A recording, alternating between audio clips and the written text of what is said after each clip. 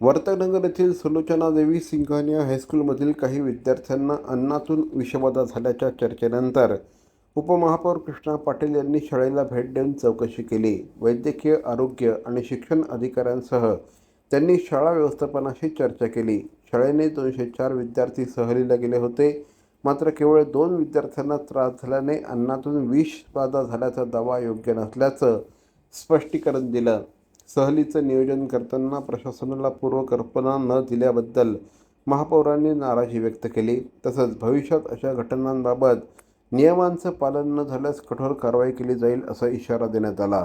त्यांचं शाळा व्यवस्थापन एक आत्ताही कबूल करत नाही की चूक झालेली आहे, पण प्रिन्सिपल मॅडमनी रविवारी रात्री 6 पेरेंट्सच्या ग्रुपवरती स्वतःची चूक कबूल केलेली आहे. त्यांनी सांगितलेलं की हे घडलेलं आहे, पण आम्हाला लेट कळालं.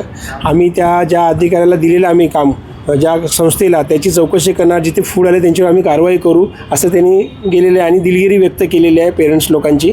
पण माझं म्हणणं, तेवढी दिलगिरी व्यक्त करून हे योग्य नाही आहे, कारण भविष्यात पुढे असे कुठल्या घटना घडू नयेत. त्यासाठी शाळेने एकदम स्ट्रिक्ट राहिलं पाहिजे. त्या संस्थेचं जी सप्लाय करणारे फूड, त्याचं फूड लायसन्स असतील, त्याचा जी व्यक्ती कोण आहे, त्याची पार्श्वभूमी काय आहे, पोलीस व्हेरिफिकेशन असेल, इतर बाबीची पूर्तता केली पाहिजेत. कारण आपली मुलं कोण घेऊन जाणार आहे आणि त्याचं बिहेवियर कसं आहे किंवा त्याचे पोलीस म्हणजे याच्यावर केसेस आहेत की नाही, त्याची चौकशी शाळेने पहिली करायला पाहिजे होती. आता आम्ही शाळेच्या निदर्शन आणल्यानंतर त्यांनी ते कबूल केलं की आम्ही त्याची माहिती घेतो म्हणून. आणि आमच्या वैद्यकीय अधिकारी आणखी शिक्षण मंडळाने त्यांना सांगितलेलं आहे पॉईंट्स, सगळी माहिती देतो म्हणून सांगितलेलं आहे. आणि पिकनिकच्या आधी शिक्षण मंडळाला कळवणे शाळेची गरज आहे, पण शाळेने अद्याप कळवलेलं नव्हतं. फ्राइडे खा के सब कुछ करके सब एक्टिविटीज़ किया.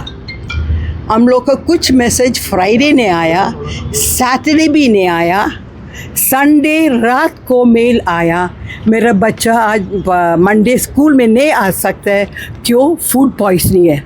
सो हम लोग अभी 5-7 मेल्स मिला, इसलिए हम तुरंत वो कैसे हो गया. सो इसलिए हम लोग पीटीए मेंबर को मंडे बुलाया. पीटीए मेंबर को मिला. सो पीटीए मेंबर में पूछा अभी खाली कैसे 2 बच्चे लोग को खाली आ गया, बट फिर भी हम लोग दुख के कौन सा हॉस्पिटल है उसको नहीं मालूम था, कौन सा हॉस्पिटल.